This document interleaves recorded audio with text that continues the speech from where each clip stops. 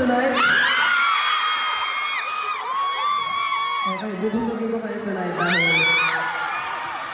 dahil alam ko nagantay kayo ng matagal para lang magsasama tayo tonight. So maraming salamat po. I love you, Stan! Stan, I love you so much! Maraming salamat po sa lahat ng pumunta ngayon, sa mga nasa likod, nasa second floor, sa third floor, nasa likod, sa harap, sa gilid. Maraming salamat po. Gusto ko na po kayo i-welcome sa aking first ever Room EP Nationwide Tour! Yung song po na unang pinurform ko, ang title po nun ay Room. And yun po yung kauna-unahan ko pong song. Nagustuhan niyo ba? Parang hindi naman eh. Nagustuhan niyo ba? Parang mamaya may mababalibag ako ah.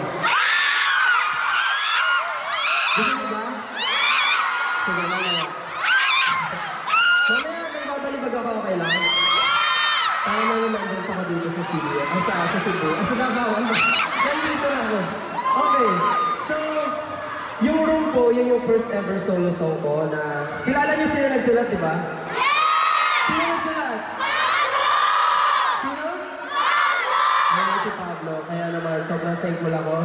Pero bago lahat, magpasalamat muna tayo kay Ira and kay Jay. Thank you so much, Ira and Jay. Sila po ang dancer namin. Energy kayo for tonight, okay? Meron. So, kaka-release lang po ng aking EP na Room. Nagustuhan niyo ba yung mga songs? Anong favorite niyo? Ha? Ano? Anong di ko malaman? Anong favorite niyo? Sige, ganito na lang. Palakasan na lang na sigaw, okay? Siyempre yung Room. Sino gusto ng Room? Gusto natin. Anino? Di ko masabi. Classic. Room strip. Parang pantay-pantay lang eh. Pantay-pantay.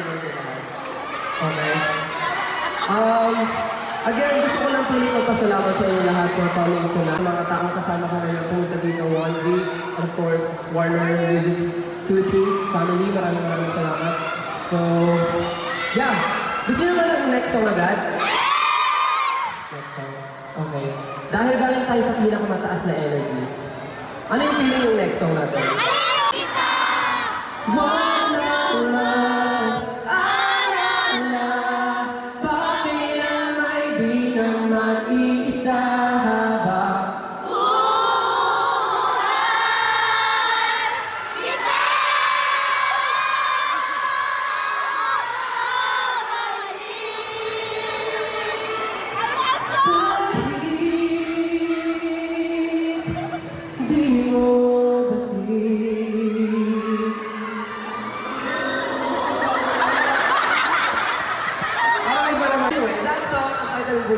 Anino. At sino ulit sumulat na?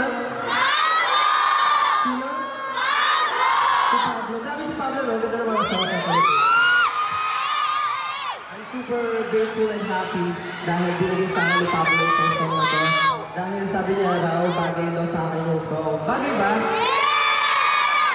Sino nakaka-relate sa song na Anino? Bakit kayo nakaka-relate? Wala lang. Sabi niya wala lang. Gusto rin naman mag-participate. But anyway, yung sumulat kasi sa akin nun, si Pablo, and super natuwa lang ako nung ginagawa namin yung recording kasi di ba naalala niyo nung pinerform ko to, medyo mataas pa yung key niya, di ba? But this time, binabaan namin para mas na-deliver yung emotion, di ba? Mas nagustuhan niyo ba yung arrangement niya? Ako rin. Sa gilid, nagustuhan niyo ba? Hindi sa gilid, nagustuhan niyo? Yung nasa lupad, nagustuhan ba? Ayun. Siyempre, ang kasama ni Pablo Buwan, of course, yung kapatid niya, si Josue, ang Rampkins. Kaya naman, thank you so much. And by the way, speaking of that, gusto ko rin pasalamatan, of course, ang kasama ko ngayon, Warner Music Philippines family for bringing me here, of course. This is my... Anyways, itong song kasi na to, this is close to my heart dahil sulat din ko ng the one and only maestro, Mr. Ryan Cayabyab. And super proud and super honored na nabigyan ng ganitong klaseng kanta ni Mr. C. Kaya naman, para po sa lahat, ang title po ng song na to ay Di Ko Masabi. Here, kasama yung 18 magingay! Thank you. Of course, ay Ninang Macdo. Maraming salamat po, Ninang Macdo, for being our sponsor for my nationwide tour. Maraming salamat po. And before I go to my next and last song for tonight,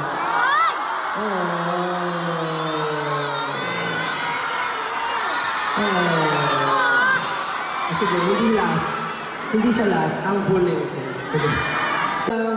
Kinikilabutan na po kami, and of course, hindi ito story ng SB19, kundi story rin ng 18, kasi hindi naman namin maaabot ito kung hindi dahil sa inyo. Kaya naman, sana po manood kayo dahil ang documentary na po ito ay story ng SB19 at kasama kayo 18.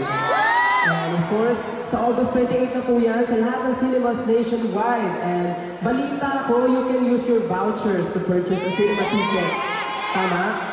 Kaya marami kayong dapat pang-abangan with SB19. Yes. So are you guys ready for the next song? Again, my name is Stel po, and I just released my EP, Boom. You can stream it po sa lahat ng inyong mga favorite music streaming platforms. And abangan niyo po dahil marami pa po akong nationwide tours. Meron po akong Cebu, meron po akong Del de Oro, and meron din po akong Market, and many more po. Kaya naman, sana po abangan niyo. So, again, gusto ko magpasalamat Ayala Mall sa Visa for having me.